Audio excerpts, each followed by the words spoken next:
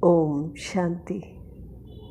जैसे बाबा ने कहा, देखूं आत्मा की 3 सूक्ष्म कर्मेंद्रियां हैं, मन, बुद्धि और संस्कार।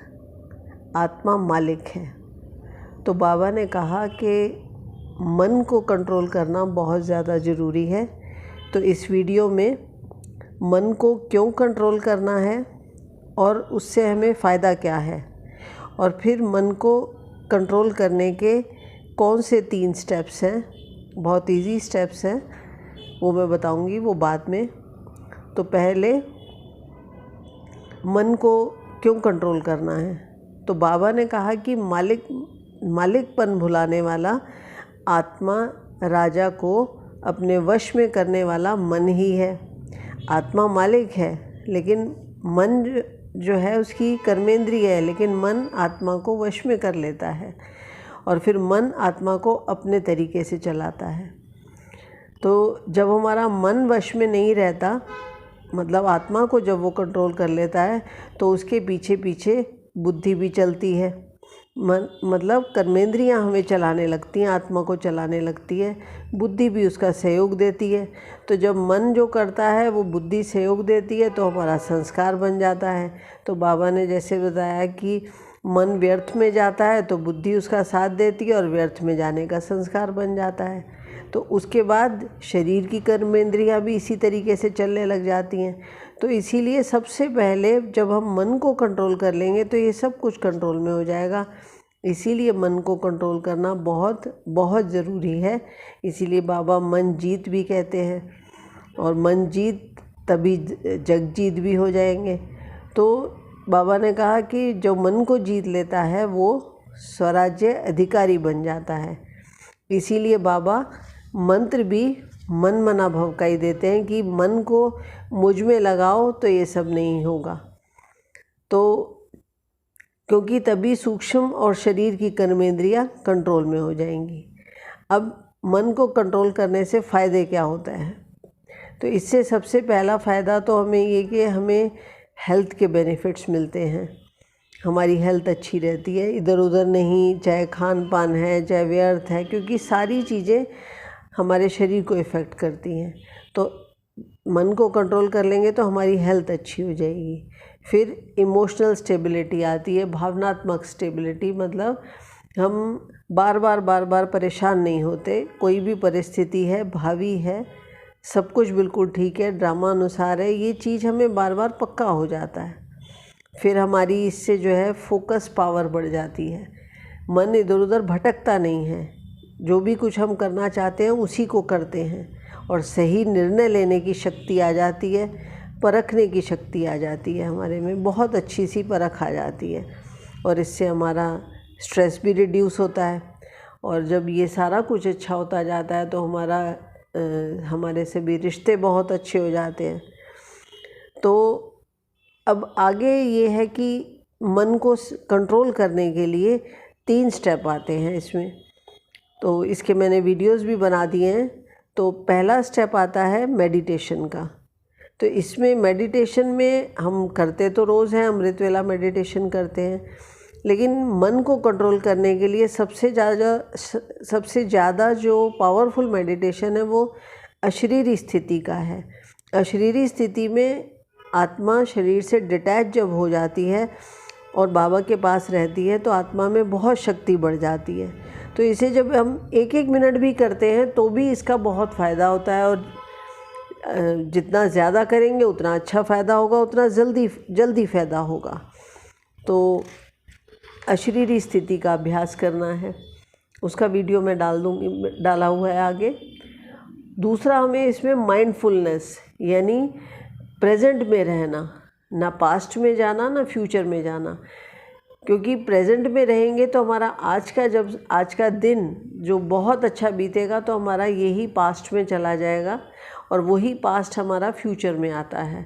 तो आज जैसे हम बिल्कुल प्रेजेंट में अलर्ट रह के अवेयरनेस से रहेंगे कि मैं आज जो भी कुछ कर्म करूँगा, आगे होकर कर्म करूँगा तो वो मेरा सारा पास्ट में जाएगा। और ये अवेयरनेस जब हम रखेंगे तो सामने से जो भी कुछ आ रहा है वो भी अवेयरनेस रहेगी कि वो मेरा भाग्य, मेरे कर्म का रिटर्न आ रहा है। तो आज हम उसको पॉजिटिव तरीके से फेस करेंगे, सामना करेंगे, तो वो भी अच्छे से बीत जाएगा। तो इसके लिए जो है किस तरीके से प्रेजेंट में, क्योंकि बार बार पास्ट में जाते हैं या फ्यूचर की चिंता होती है, तो इसके लिए हमें 10 बार जो है डीप ब्रीदिंग सिर्फ एक्सरसाइज करनी है और कुछ भी नहीं करना। सिर्फ हमें लंबी लंबी सांस लेके 10 बार जो है सांस लेनी है और उसी सांस पर हमें ध्यान देना है। उसका भी वीडियो मैंने डाल दिया है, तो वो करना है। छोटे छोटे से एक्सरसाइजेस हैं, डेली करनी है। और तीसरा जो स्टेप है इसमें पॉजिटिव अफर्मेशंस का है। अपने मन को कंट्रोल करने के लिए 4 पॉजिटिव अफर्मेशंस हैं, उसका भी वीडियो मैंने डाल दिया है, तो वो भी करनी है। तो छोटा सा ही काम है, रोज़ उसको करेंगे तो 5-7 दिन में ही हमारा संस्कार बन जाएगा। और आप देखेंगे कि हमारा मन कितना हमारे कंट्रोल में हो गया, हमारी हेल्थ कितनी अच्छी हो गई। तो इसको रेगुलर करेंगे, बहुत अच्छा रहेगा। बाकी सब हम बाबा पे सौंपते हैं। बाबा ही आज्ञा देता है, बाबा ही निमित्त बनाता है, बाबा ही करन करावनहार है। बाबा बोलेंगे आगे वीडियो में जैसे बताया हुआ है, तो जब बाबा बोलेंगे रूहानी बच्चों, तो हम सीधा जो है परम धाम में बाबा के पास पहुंच जाएंगे और अशरीरी हो जाएंगे, बिल्कुल शरीर हिलेगा नहीं। और वहाँ पे फिर हम बाबा का इंतज़ार करेंगे कि बाबा ओम शांति बोलेंगे। जैसे रिलीज़ की जगह बाबा ओम शांति बोलेंगे, तब हम वापस अपने शरीर में आ जाएंगे। तो कैसे ये 2 मिनट की प्रैक्टिस ऐसे हो जाएगी। तो ये गेम हम बाबा के साथ कभी भी खेल सकते हैं, हर घंटे भी खेल सकते हैं, क्योंकि बाबा कहते हैं ना कि अशरीरी होने का बार बार अभ्यास करो। तो इससे जो है आत्मा की शक्ति बढ़ती जाती है, क्योंकि हम बाबा के पास पहुंच जाते हैं और पूरा ध्यान शिव बाबा की तरफ लगा रहता है, कहीं और नहीं जाता, क्योंकि हम इंतज़ार करते हैं बाबा ओम शांति बोले। तो 2 मिनट का ही खेल है, खूब मज़े से खेलो, रोज़ खेलो। तो आगे बाबा से सुनो बाबा कैसे बोलते हैं। रूहानी बच्चों,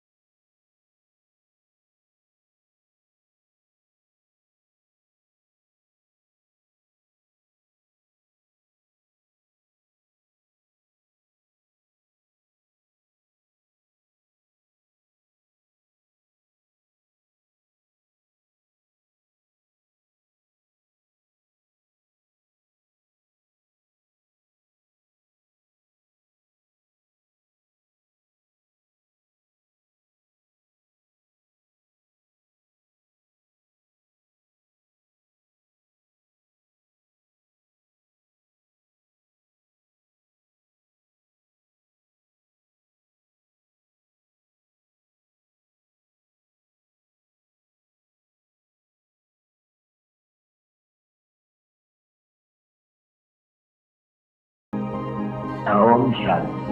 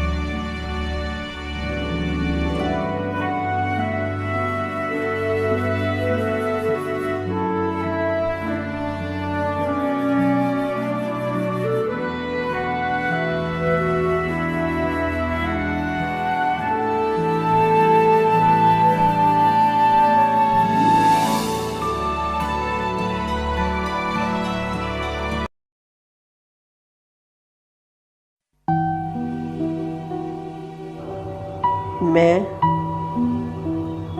शक्तिशाली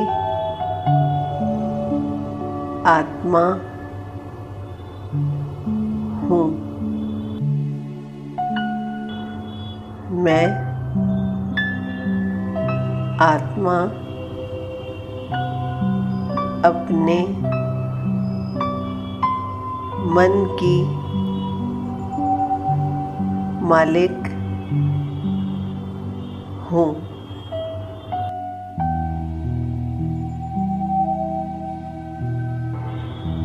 मेरा मन बहुत आज्ञाकारी और डिसिप्लिन है। मेरा मन मुझ आत्मा के आदेश पर काम करता है।